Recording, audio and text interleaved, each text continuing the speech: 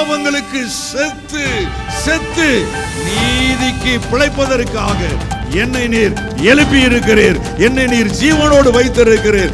என்னை நீர் சாட்சியாக வைத்திருக்கிறீர். என்னை இந்த உலகத்திற்கு உம்முடைய பிள்ளையாக, உயிருள்ள பலியாக என்னை மறுரூபப்படுத்தி என்னை வைத்திருக்கிறீர்.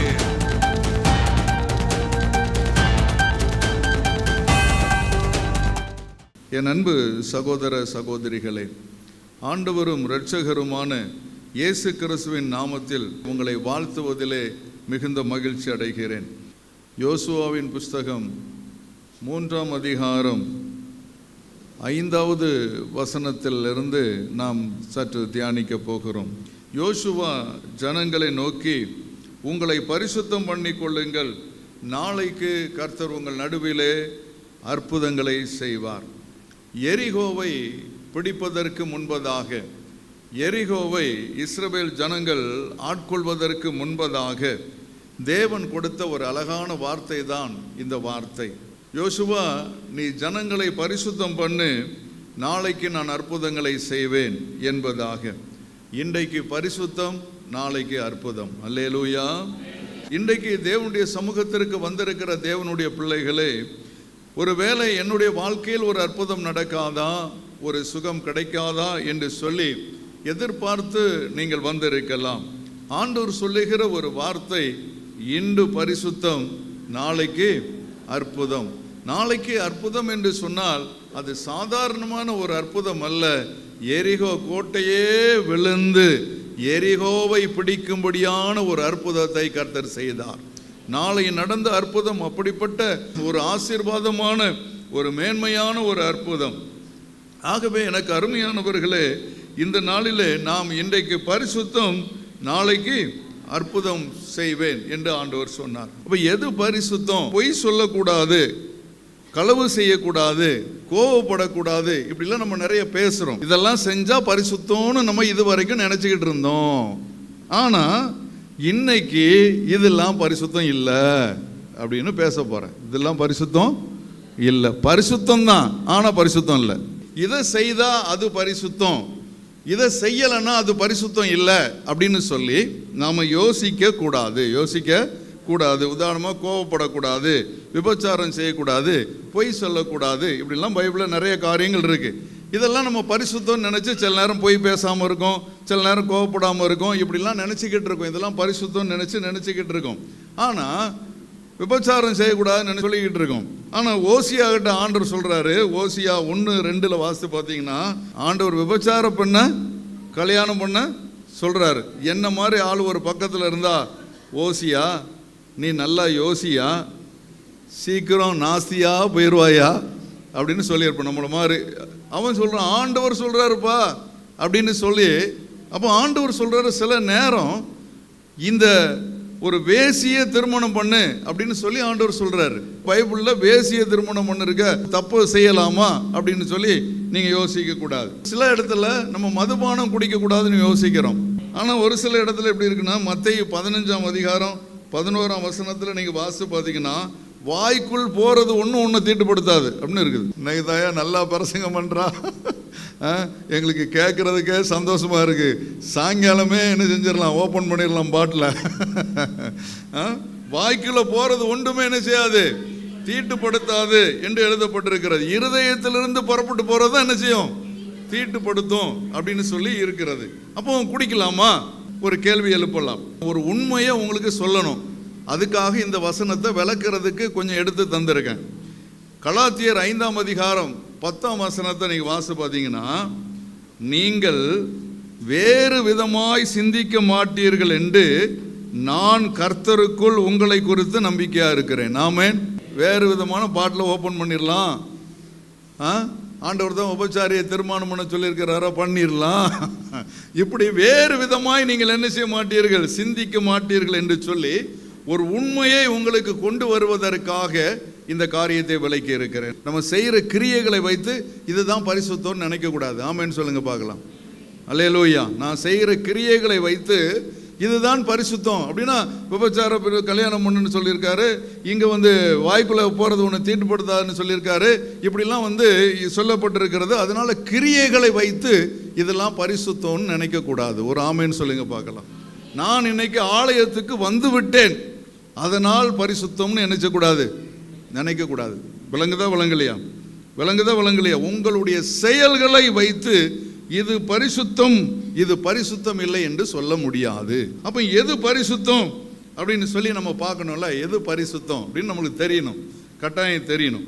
இந்த பரிசுத்தம் வேதத்தில் எங்க ஆரம்பிக்கிறதுன்னு கொஞ்சம் போனா நல்லா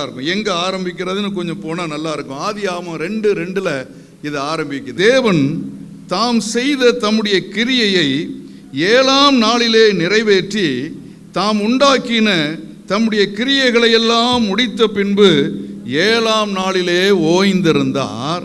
அடுத்த வசனம் அப்படி கவனிங்க.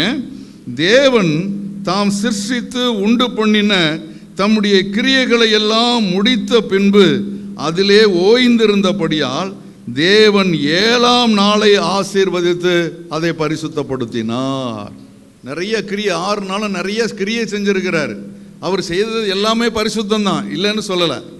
அவர் என்ன செஞ்சாலும் அது பரிசுத்தம் தான். ஆனால் 7ஆம் நாளை ஸ்பெஷலாக பரிசுத்தம்னு சொல்கிறாரு. ஆமான்னு சொல்லுங்க பார்க்கலாம். சொல்கிறாரா இல்லையா? 7ஆம் நாளில் ஓய்ந்திருந்து இந்த நாள் பரிசுத்தமானது என்று சொல்லுகிறார். உண்மையா பொய்யா? வசனம் வாசிங்களா இல்லையா? ஆமேன். நாளை பரிசுத்தம் என்று சொல்லுகிறார்.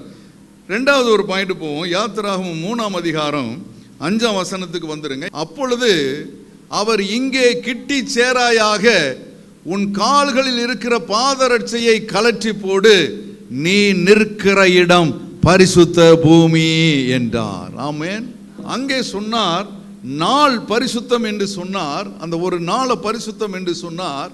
இங்கே சொல்லுகிற காரியத்தில் ஒரு இடத்தை பரிசுத்தம் என்று சொல்லுகிறார். 3வது வாசிங்க.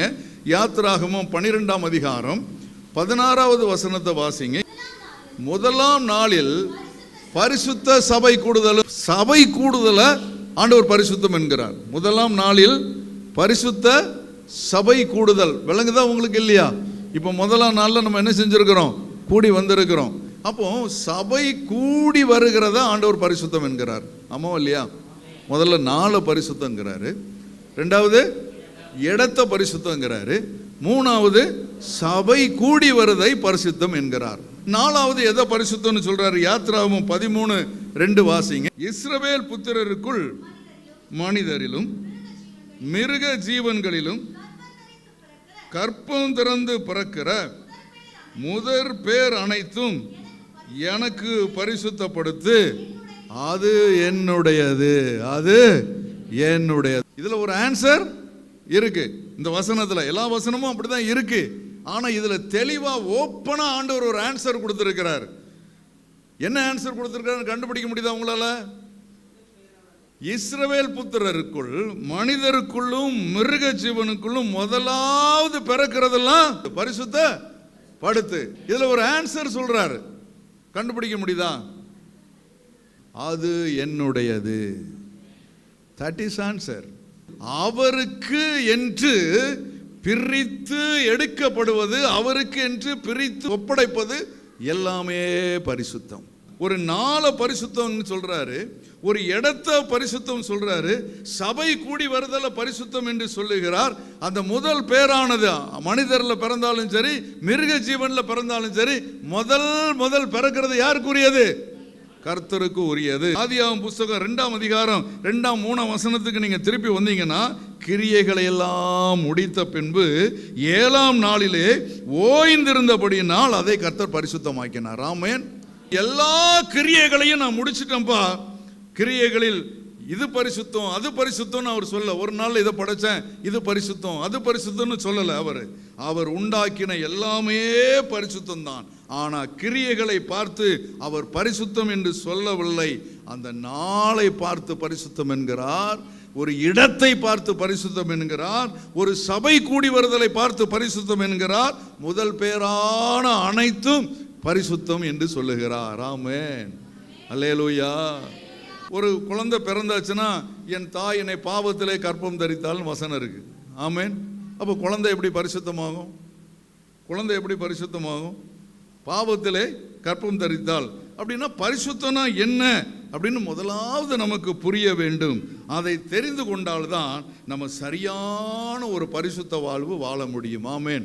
ஒரு சரியான ஒரு பரிசுத்த வாழ்வு வாழ்றதுக்கு நம்ம நடவடிக்கை எடுக்க வேண்டும்.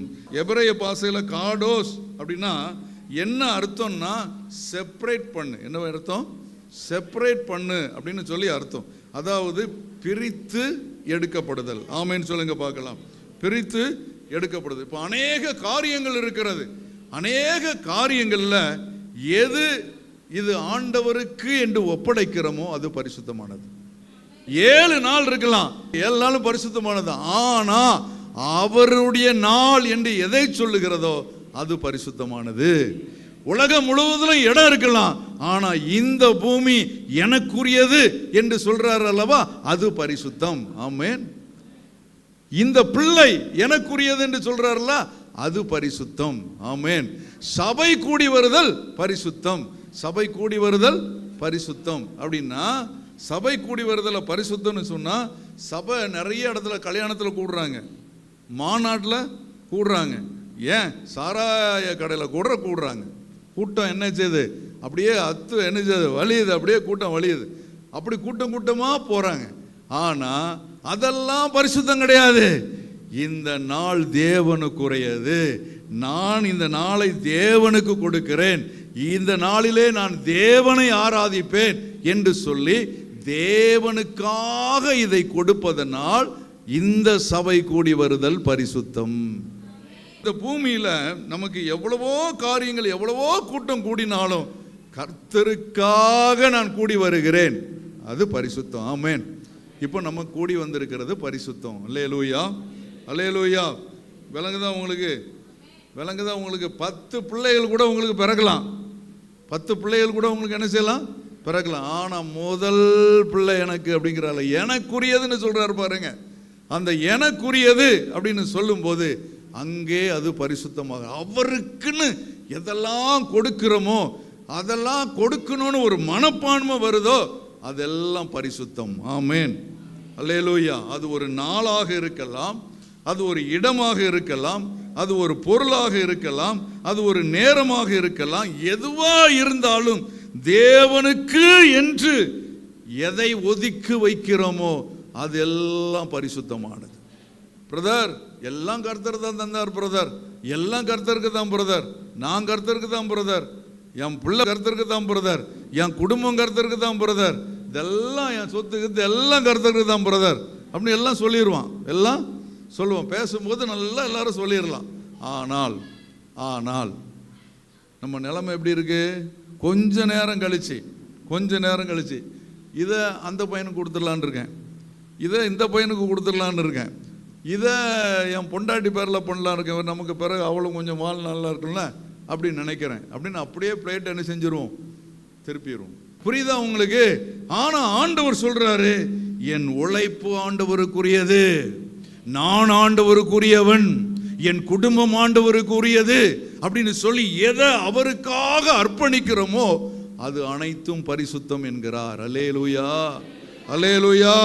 யாத்திராகமத்தின் புஸ்தகம் 40ஆம் அதிகாரம் 9ஆம் வசனம், அபிஷேக தைலத்தை எடுத்து வாசஸ்தலத்தையும் அதிலுள்ள யாவையும் அபிஷேகம் பண்ணி அதையும் அதில் உள்ள சகல பனிமூட்டுகளையும் பரிசுத்தம் பண்ணுவாயாக, அப்பொழுது பரிசுத்தமாயிருக்கும். பரிசுத்தம் பண்ணுவாயாக, அப்பொழுது அது எனக்குரியதாயிருக்கும். வாசஸ்தலத்தை அங்க உள்ள பொருள் எல்லாத்தையும் என்ன செய்ய? பரிசுத்தம் பண்ணுன்னு ஆண்டவர் சொல்றாரு. எல்லாத்தையும் பரிசுத்தம் பண்ணு. அப்ப இந்த சபைக்குள்ள வந்தாச்சுன்னா சபைக்குள்ள சொல்றாரு என்னென்ன பொருள் எல்லாம் இருக்கோ.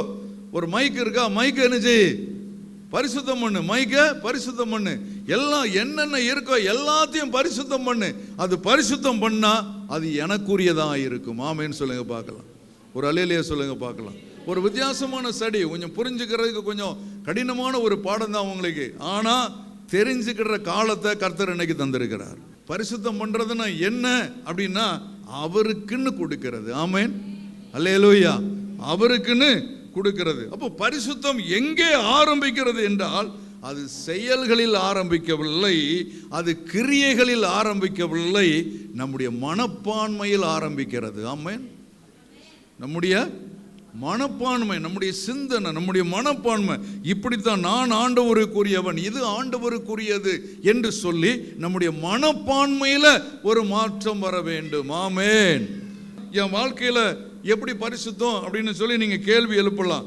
நீங்க என்ன நினைக்கணும்னு ஆண்டவர் விரும்புகிறாருன்னா, என்னுடைய வாழ்க்கை, என்னுடைய சரீரம் எல்லாம் இயேசுவுக்கு உரியது, இது அவருடைய ராஜ்யத்தை கட்ட என்னை ஆண்டவர் தந்திருக்கிறார், நான் அவருக்கு என்னை அர்ப்பணிக்கிறேன் என்று சொல்லி ஆண்டவருக்கு நம்மை முழுவதுமாக ஒப்பு கொடுப்பது பரிசுத்தம்.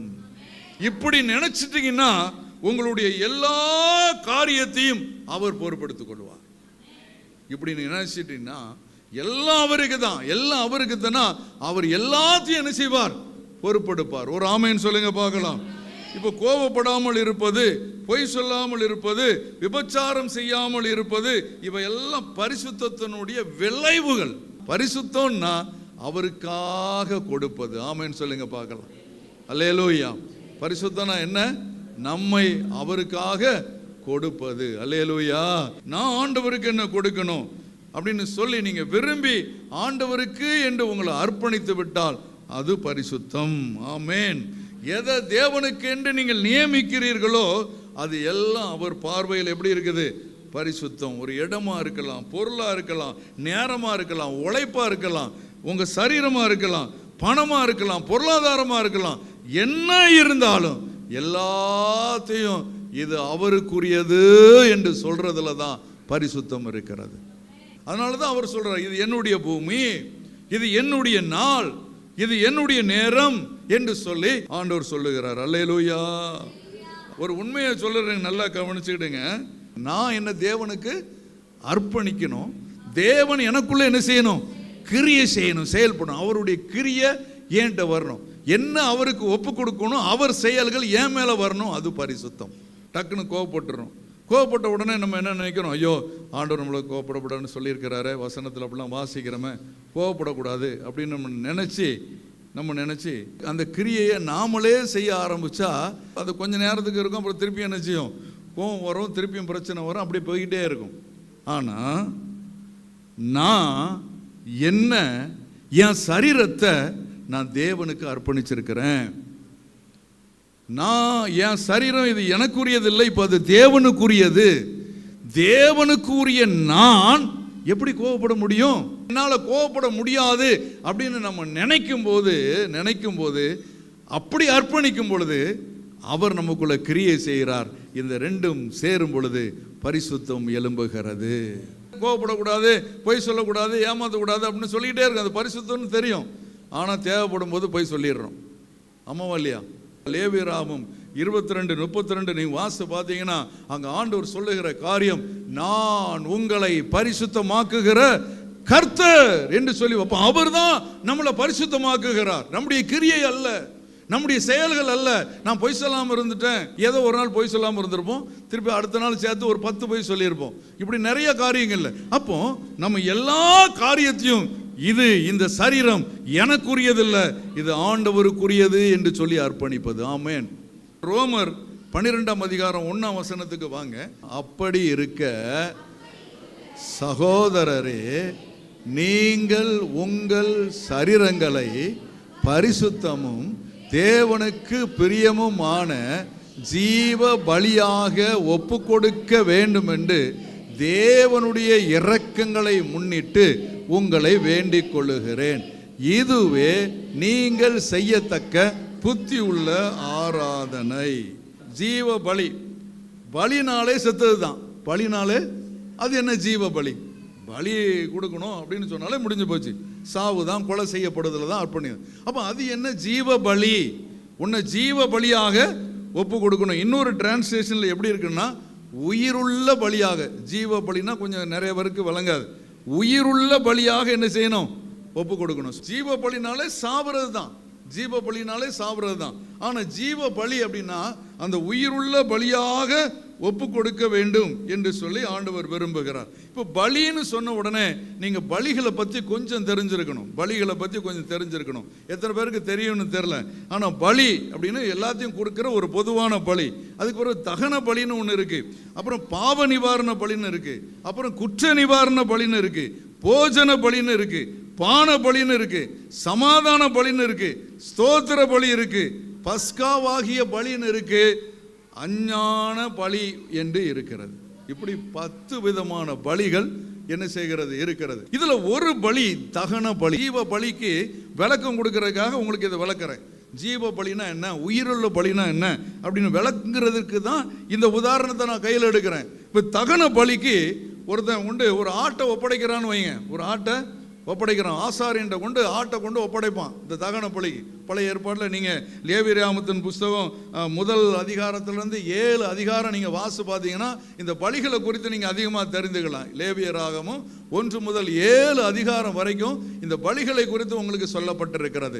நீங்கள் வீட்டில் நீங்கள் பொறுமையாக கொஞ்சம் வாசி பாருங்க, அது உங்களுக்கு ஆசீர்வாதமாக இருக்கும். ஒரு ஆடை கொண்டு பலி கொடுறதுக்கு ஆசாரியன்ட்ட கொண்டு கொடுக்குறான்னு வைங்க. இந்த ஆசாரியன்ட்ட கொண்டு கொடுத்துட்டு, ஏய் ஈரல் எனக்கு, ஈரல் எனக்கு, தலை எனக்கு, குடல் கவனமாக வச்சுக்கணும், எனக்கு பத்திரமா பார்த்து என்ன செய்யணும், கொடுத்துடணும், பிரைஸ் எல்லாம் அலையிலேயே சொல்லுங்க பார்க்கலாம் அப்படின்னு என்ன செய்ய முடியாது, சொல்ல முடியாது. அப்படின்னு என்ன செய்ய முடியாது, சொல்ல முடியாது.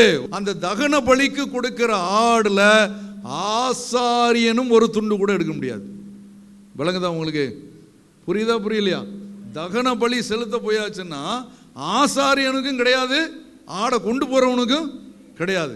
தகன பலியை அப்படியே கர்த்தருக்காக படைச்சு அப்படியே சுட்டி எரிச்சு அந்த அந்த வாசனையை சுகந்த வாசனையா அவர் நுகர்ந்து கொண்டு அவரே ஏற்றுக்கொள்வார்.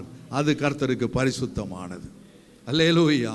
அது முழுசா அவருக்குரியது. ஆமென். இன்னும் சில போஜன பலி அந்த பலிலாம் இருக்கு. அந்த பலியில செலுத்தும் போது உங்களுக்குன்னு ஒரு செக்ஷன் இருக்கு, கொஞ்சம் எடுத்துக்கலாம், ஆசாரியன் கொஞ்சம் எடுத்துக்கலாம், கொண்டு போறவங்க கொஞ்சம் என்ன செஞ்சுக்கலாம், எடுத்துக்கலாம். எனக்குன்னு அர்ப்பிச்சிட்டா அது எனக்குரியது. ஆமென். இந்த தகன பலியில மாத்திரம் யாரும் ஒரு சின்ன பீஸ் கூட என்ன செய்ய முடியாது, எடுக்க முடியாது. அது எல்லாமே கர்த்தருக்குரியது. தகன பலியில யாரும் டச் பண்ண முடியாது, ஊழியக்காரனும் தொட முடியாது, விசுவாசியும் தொட முடியாது, கொண்டு வந்தவனும் தொட முடியாது, படைச்சவனும் தொட முடியாது.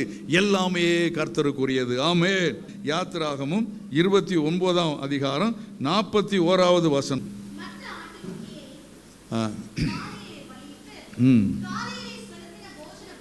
போஜன பலிக்கும் பான பலிக்கும் ஒத்த பிரகாரம் அதை கர்த்தருக்கு சுகந்த வாசனையான தகன பலியாக பலியிட கடுவா. இந்த ஆடு இனி எனக்குரியது இல்லை, இது அப்படியே ஆண்டவருக்குரியது. ஆமென். அல்லேலூயா. அப்படி முழுமையா எதை நாம அர்ப்பணிக்கிறோமோ, எதை நாம கொடுக்கிறோமோ அது பரிசுத்தமானது. விளங்குதா உங்களுக்கு? ஒரு 24 மணி நேரம் இருக்கு, இந்த 2 மணி நேரம் கர்த்தருக்குரியது அப்படின்னு நம்ம ஒப்படைச்சிட்டா அந்த 2 மணி நேரம் உனக்கு பரிசுத்தமானது. அப்போ இந்த பழைய ஏற்பாட்டில் இப்படி ஒப்பு கொடுக்குறாங்க, இப்படி அழகா ஒப்பு கொடுங்க, முழுசா ஒப்பு கொடுத்துட்றாங்க. இது ஆண்டவருக்குரியது அப்படின்னு சொல்லிட்டு, ஆசாரியனே முன்தொட உனக்கு பின்தொட எனக்கு அப்படிங்கிற கதெல்லாம் அங்கே என்ன செய்யாது, கிடையாது. எல்லாம் கர்த்தருக்குரியது. உயிருள்ள பலி ஜீவ பலி, உயிருள்ள பலி ஜீவ பலி. ஜீவ பலியாக ஆண்டவர்கிட்ட என்ன செய்யணும், ஒப்பு கொடுக்கணும். இப்போ நீங்க ஜீவ பலியா ஆண்டவருக்கு ஒப்பு கொடுத்துறீங்க, ஜீவ பலியா ஆண்டவருக்கு ஒப்பு கொடுத்துறீங்க, ஆண்டவருக்கு கொடுத்தாச்சு. ஆண்டவர் நம்ம சுட்டி எரிச்சு அந்த சுகந்த வாசனையை நுகர்ந்துட்டார். இப்போ நாம அவருக்கு உயிருள்ள பலி. புரியுதா உங்களுக்கு? விளங்குதா உங்களுக்கு? இப்போ நாம அவருக்கு நாம செத்துட்டோங்க, நாம நம்ம சுட்டு எரிச்சிட்டோங்க. அவர் சுகந்த வாசனையா நம்ம நுகர்ந்துட்டாரு. இப்போ நான் எனக்குரியவன் அல்ல, நான் அவருக்குரியவன், நான் அவருக்குரியவள். இனி நான் எனக்குரியவன் அல்ல. கொஞ்சம் முன்னால இதை சொல்லியிருக்க கூடாதா? ஜீவ பலியா ஒப்பு கொடுக்கறதுக்கு கொஞ்சம் யோசிச்சிருப்பன. ஐயா அப்படி ஒப்பு கொடுக்கலன்னா, அப்படி அர்ப்பணிக்கலன்னா நாம ஜெயிக்க முடியாது, நாம் பரலோகம் போக முடியாது, நாம் ஆண்டவருடைய ராஜ்யத்தை கட்ட முடியாது. நாம் ஜீவ பலியா ஒப்பு கொடுத்தே ஆக வேண்டும் என்கிற கட்டாயத்தில் தான் நாம் வாழ்ந்து கொண்டிருக்கிறோம். அதனால தான் பரிசுத்த பவுல் அதை தெளிவாக சொல்லுகிறார், ஜீவ பலியாக ஒப்பு கொடுங்கள். ஆமேன், ஆமேன். வழங்குதா? உயிருள்ள பலி, ஜீவ பலி வழங்குதா? சரி, இன்னொரு விதமா உங்களுக்கு சொல்லணும்னா நீங்க வாசிங்க 1 பேதுருவின் புஸ்தகம் 2ஆம் அதிகாரம் 24ஆம் வசனம். நாம் பாவங்களுக்கு செத்து நீதிக்கு பிழைத்திருக்கும்படி அவர் தாமே அவர் சரீரத்திலே நம்முடைய பாவங்களை சிலுவையின் மேல் சுமந்தார், அவருடைய தழும்புகளால் குணமாகிறோம். ஒரு விளக்கம் அங்க வச்சு சொன்னோம். இப்ப அடுத்த விளக்கம் பாவத்துக்கு செத்து நீதிக்கு பிழைப்பது. அப்போ ஆண்டவர் சொல்றாரு, நம்ம உயிருள்ள பலியாக நம்ம வாழணும்னா நம்ம ஆண்டவருக்கு அர்ப்பணிக்கிறோம். நம்முடைய மாம்சத்தில் உள்ள எண்ணங்கள், மாம்சத்தில் உள்ள பாவங்கள் எல்லாம் சுட்டெரிக்கப்படுகிறது. அது பழைய ஏற்பாட்டின்படி. புதிய ஏற்பாட்டின்படி பாவங்களுக்கு என்ன செய்யறோம்? சாகுறோம். எப்படி சாகுறோம்? பாவத்துக்கு எப்படி சாகுறோம் சொல்லுங்க. எல்லாரும் நிறைய பேருங்க 90% நீங்க பாவத்துக்கு செத்துருக்கீங்க. நீங்க அப்படி அர்ப்பணிச்சிருக்கீங்க, அப்படி அர்ப்பணிச்சிருக்கீங்க. யாருக்கெல்லாம் தெரியுது? என்ன செஞ்சீங்க? என்ன செஞ்சீங்க? ஞானஸ்நானம் எடுக்கும் போது, தண்ணீரில் மூழ்கும் போது நீ செத்தாய். ஆமேன். தகன பலி செலுத்தப்பட்டது. தண்ணீருக்குள் இருக்கும் போது தகன பலி செலுத்தப்பட்டது. நீ ஆண்டவருக்கு உரியவன் என்று சொல்லி ஒப்பு கொடுத்த. ஜீவ பலியா என்ன செய்த? ஒப்பு கொடுத்த. உயிருள்ள பலியா என்ன செய்த? ஒப்பு கொடுத்த. நான் ஆண்டவருக்கு என்று சொல்லி ஒப்பு கொடுத்தாய். ஆமேன். பாவத்துக்கு செத்து, அப்போ நீதிக்கு பிழைக்கும்படியாய். நீதிக்கு பிழைப்பது என்று சொன்னால், நீதிக்கு பிழைப்பது என்று சொன்னால் ஆண்டவர் அவரை சாவு கொடுத்து, காவு கொடுத்து, உன்னையும் என்னையும் உயிருள்ளவனாக வைத்து, நீ எனக்கு பலியாக நீ வாழ்ந்து காட்டு, எனக்காக உயிருள்ள பலியாக, ஜீவ பலியாக இந்த உலகத்திலே வாழ்ந்து காட்டு என்று சொல்லி நம்மை ஜீவனோடு வைத்திருக்கிறார். அல்லேலூயா, அல்லேலூயா. இந்த பாவத்துக்கு செத்து நீதிக்கு பிழைக்கிற அனுபவம் ஒவ்வொருவருக்கும் வேணும். ஆமேன்னு சொல்லுங்க பார்க்கலாம். ஒவ்வொருவருக்கும் ஒரு ஞானஸ்நானம் எடுக்கும் போது இந்த அனுபவம் உங்களுக்கு தெரியாம இருந்துச்சுன்னா இப்ப விளங்கி நீங்க ஜெபம் பண்ணுங்க, விளங்கி ஜெபம் பண்ணுங்க. ஆண்டவரே, புரியாம ஞானஸ்நானம் எடுத்துட்டேன், எனக்கு இந்த அர்த்தம் இன்னைக்கு தான் தெளிவா விளங்குகிறது. ஆகவே நான் பாவத்துக்கு சாகணும் ஆண்டவரே, நான் சுட்டரிக்கப்படணும் ஆண்டவரே, நான் தான் வாழ்றேன்னு நினைச்சு நான் எனக்காகவே வாழ்ந்துகிட்டு இருக்கிறேன் ஆண்டவரே. உமக்காக வாழ்கிற வாழ்க்கை எனக்கு குறைந்து விட்டது ஆண்டவரே. உமக்காக வாழ்கிற வாழ்க்கை எனக்கு இல்லை ஆண்டவரே. ஆகவே நான் என்னை ஜீவ பலியாக ஒப்பு கொடுத்திருக்கிறேன் என்பது கூட எனக்கு தெரியாமலேயே நான் இதை செய்திருக்கிறேன் ஆண்டவரே.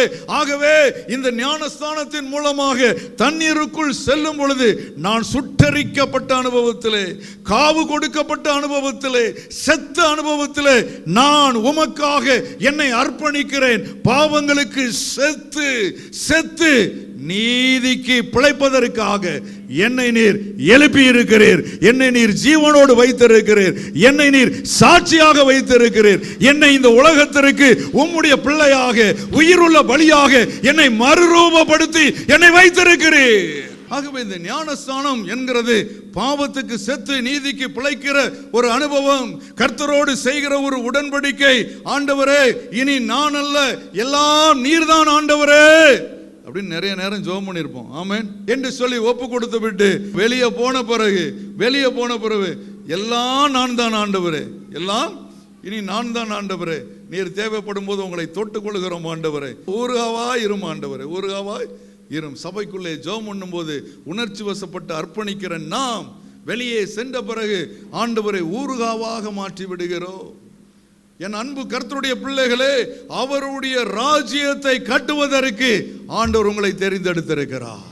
தேவனுடைய நாம மகிமைக்கு கர்த்தர் உங்களை தெரிந்தெடுத்திருக்கிறார். அல்லேலூயா. பாவத்துக்கு செத்து நீதிக்கு பிழைப்பதற்கு ஆண்டவர் உங்களை தெரிந்தெடுத்திருக்கிறார்.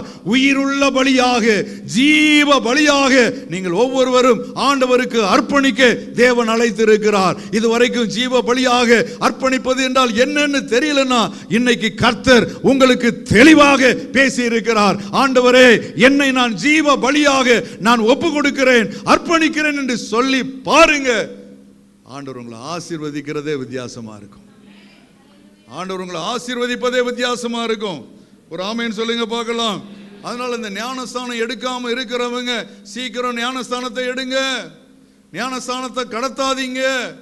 நாளைக்கு நாளை மறுநாள் என்று சொல்லி யோசிக்காதீங்க. ஒருவேளை இயேசு கிறிஸ்து வந்தால் மறுபடியும் இயேசு வருவார் என்பதுதான் ஒரு கிறிஸ்தவனுடைய நம்பிக்கை. ஒரு விசுவாசியினுடைய பெரிய உச்சக்கட்ட நம்பிக்கை என்னவென்று சொன்னால், என் இயேசு வருவார், என் இயேசு வருவார், என் இயேசு வருவார் என்பதுதான் ஒரு விசுவாசியினுடைய உச்சக்கட்ட விசுவாசம். நம்முடைய முன்னோர்கள்லாம் அப்படி விசுவாசித்து கடந்து சென்றிருக்கிறார்கள். அவருடைய காலத்திலே நம்பினாங்க, வந்துருவாங்க நம்பினாங்க. அதுக்கு முன்னோர்கள் நம்பினாங்க. நம்முடைய சீசர்கள் அவங்க காலத்திலே வந்துருவாங்க நம்பினாங்க. ஆனா தாமதிக்கிறார் என்று எண்ணுகிறபடி கர்த்தர் தம்முடைய வருகை குறித்து தாமதமா இராமல் எல்லாரும் மனம் திரும்ப வேண்டும் என்று நம்மேல் நீடிய பொறுமை உள்ளவராயிருக்கிறார். ஜீவ பலியாக நீங்களும் நானும் ஒப்பு கொடுப்பதற்கு பதிலாக கர்த்தர் உங்களுக்காகவும் எனக்காகவும் தன்னையே ஜீவ பலியாக ஒப்பு கொடுத்தார். சிலுவையிலே ஒப்பு கொடுத்தார். பாவத்துக்கு செத்து நீதிக்கு பிழைத்திருக்கும்படி அவர்தாமே தமது சரீரத்திலே நம்முடைய பாவங்களை சிலுவையின் மேல் சுமந்தார். அவருடைய தழும்புகளால் குணமாகிறீர்கள்.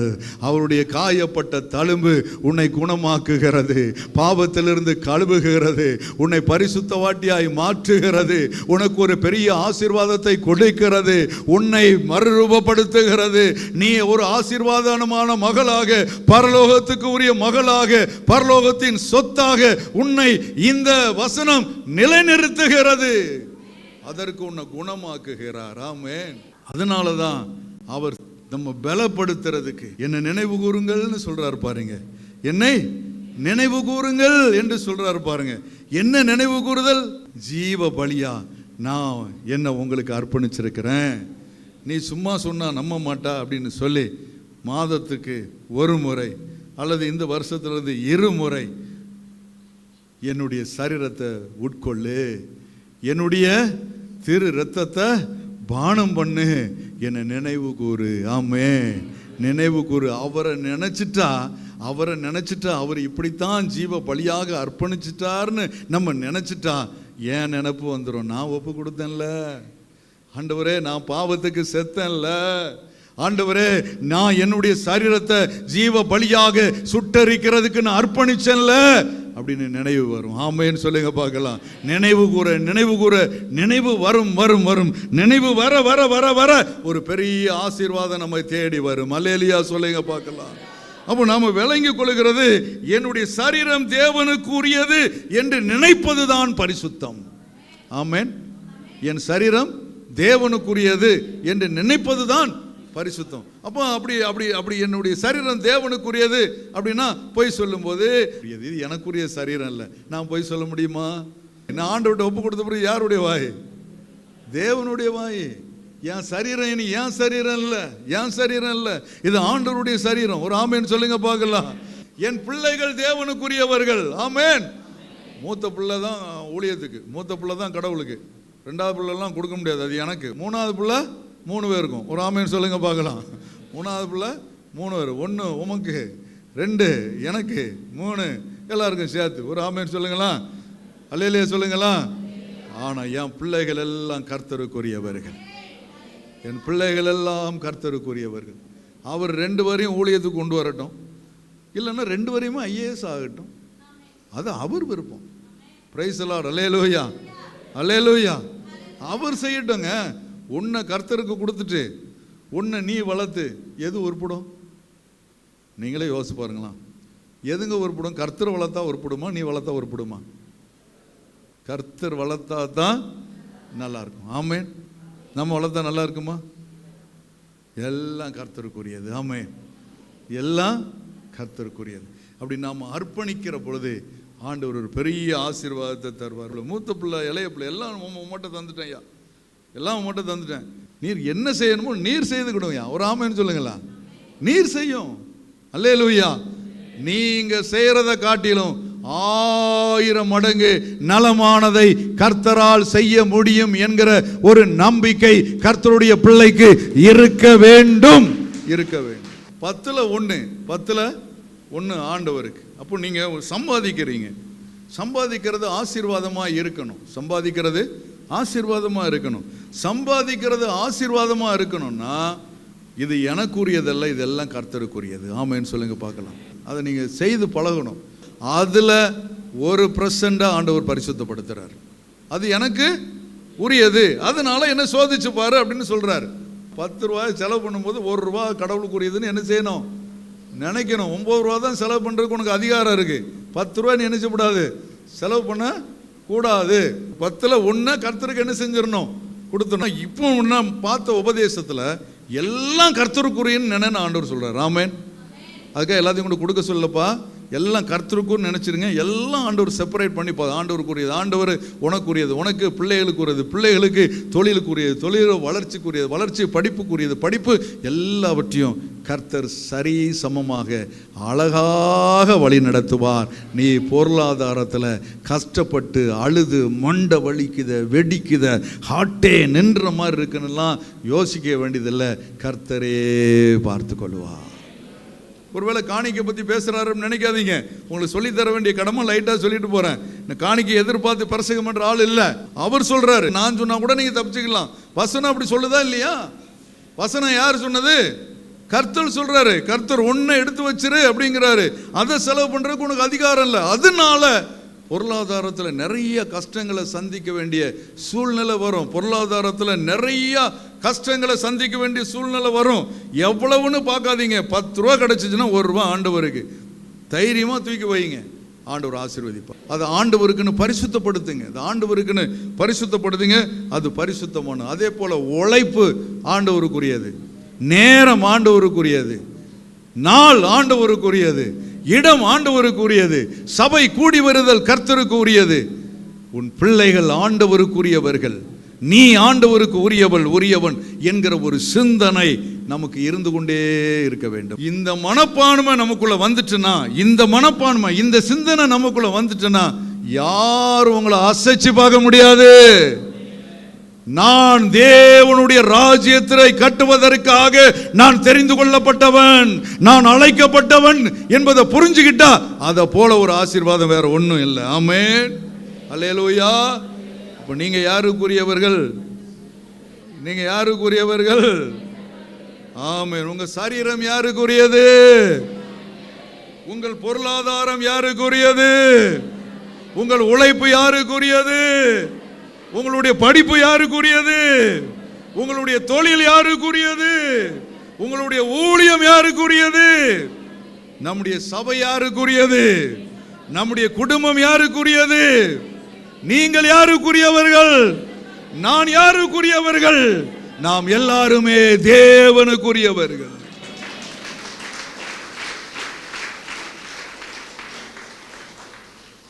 இந்த சிந்தையோட நம்ம ஓட ஆரம்பித்தா ஒளிமயமான எதிர்காலம் என் கண்களில் தெரிகிறது என்று நீங்கள் என்ன செய்ய முடியும்? சொல்ல முடியும். ஒளிமயமான எதிர்காலம் என் கண்களில் தெரிகிறது என்று சொல்ல முடியும். பரிசுத்தத்தினுடைய நன்மைகள்லாம் அதை சொல்லலாம். பொய் சொல்றதில்ல, நான் களவு செய்யறதில்ல, இப்படிலாம் அதெல்லாம் பரிசுத்தத்தினுடைய விளைவுகள். பரிசுத்தம் ஆண்டவருக்கு நம்ம அர்ப்பணிச்சிருக்கிறதுனால அதெல்லாம் நடக்குது. சிலர் ஞானியாக வாழ்வான் இந்த உலகத்தில், பொய் சொல்ல மாட்டான், ஏமாற்ற மாட்டான், அப்படி வாழ்றவன் உலகத்தில் இருக்கேன். ஆனால் இங்கே உள்ள பரிசுத்தம் என்னன்னா, நான் ஆண்டவருக்கு என் சரீரத்தை அவர்கிட்ட கொடுத்துட்டேன்.